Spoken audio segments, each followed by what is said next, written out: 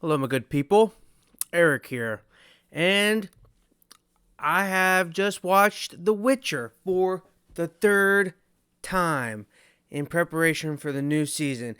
The new season is ready to play on the TV, so I'm going to try to make this brief because I'm dying to watch it. But I figured I'd just give my opinion on the first season so far. But before I get into the second season, going in blind, have no idea what it's about. Um, yeah, so as you can guess, it's the morning. I woke up early to finish the first season. And after whatever, the third watch, it's so good. It's just as good as I remember. I mean, it might be my top five favorite series because it's so visceral. It's so real. And I say that not because of the magic and obviously the monsters, but it just like Gerald. I mean, he like things hit shit hits the fan. I mean, you got the deaths, the blood, the gore, the nudity, but not every plan goes accordingly, and things go off to the deep end, and Gerald gets massively hurt, or people die, or and that part of it is what I like about it. And I'm a huge fan of the blood gore, uh, monster killing. That is that is all just awesome. So first 8 episodes, Witcher season one, a 10 out. I mean, just 10 out of 10, 5 stars. I am a huge fan, and I've never played the games. I've never read a book. I don't know anything about it other than the Netflix series, which just blew me away. Um, yeah, so I'm a the whole converging of different timelines I found incredibly fascinating. The it's still I had to like talk myself through it to still just understand exactly how it goes with most of what the Geralt the Witcher's doing. Oh, by the way, Henry Cavill,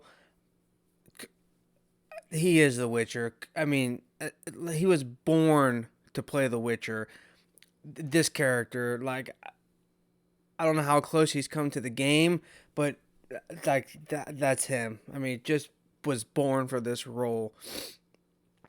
Anyways, the whole t- anything from up until a certain point, everything The Witcher did was in the past, and then a you got to know how he. Every time I become stuffy, son of a gun. How he got the Ciri and the Law of Surprises, how he kind of won that over, but that was still in the past. And then you come to find out that when the castle was sacked, which happened in the second episode or something in the beginning, when that was sacked, he was in the dungeon, and just this whole plot, and then Yennefer in the beginning, how she was like, well, I don't even know timeline, 60 years in the past, 30 years or something in the past, and her built, getting to where she meets Geralt and um, eventually, what happens at the end with the war. I love it. I love these characters. I cannot wait to see what Ciri, I think that was her name, Ciri does. Every time, dude.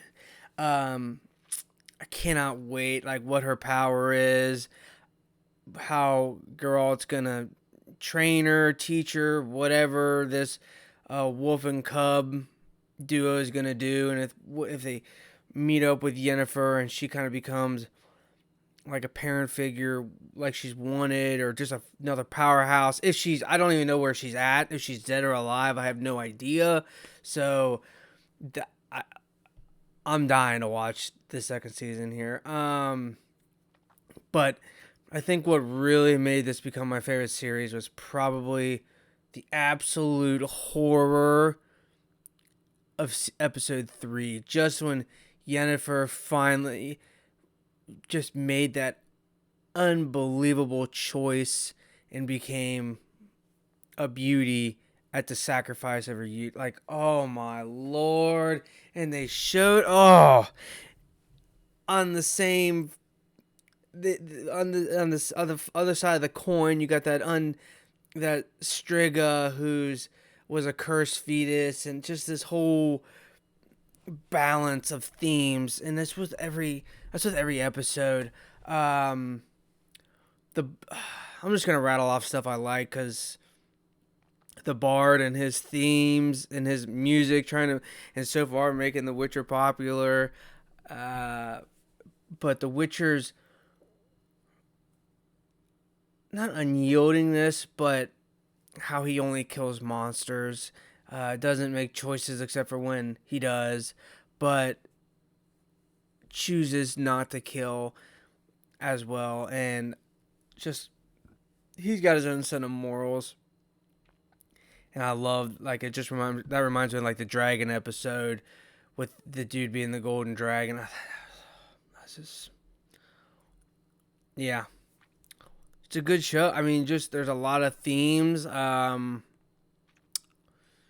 it's just a good, solid action adventure with like an overarching plot. The whole theme, destiny meeting up. The destiny is the main theme, but just the episodic nature of the show, but with the overarching theme of the Witcher meeting up with Ciri, and I imagine Yennefer. I feel like they're going to become like a trio here soon, but it's just packed full of blood. They're just not afraid to just go off the deep end, and they did. Like Yennefer crying over the baby. I was insane. I was intense. That was pretty intense. That whole episode 3 was like the height of intensity. Just absolutely chaos. And just grotesque chaos, just wild insanity. The fight at the end, it'll be interesting to see where Nilfgaard goes, if what's going on with them, if they're gonna conquer the rest of the world, if that one dude that banged his sister, that king, if he kind of put a halt to it, and they're at a just fighting over that ravine. But the whole just, I'm trying to remember all the episodes now. Yeah, this is pretty off the cuff. It's just an incredible show. First season was fire. Cannot wait for the second season. I imagine I'll make a better review, but this is just kind of like giving the highlights of it, what I love about it. There's nothing bad to say about this show. I have nothing bad to say. Every episode is engaging. It has kept my attention the entire time. Even if the storyline is simple or whatever, it's just, I mean, monsters, man. That's all you gotta do is to win me over. Just have some awesome monsters and a dude who slays them, and it be good and well done and not cheap looking. So I applaud the director and everybody who created this for not making it cheap and putting the money into it, and just not being wooden. And then the mages, the witches. There's a lot to unpack here. I cannot wait till we see more monsters, and just to see where this is gonna go, because it's a heck of a ride. So I'm gonna end it there. Yeah, I'll see you on the next one.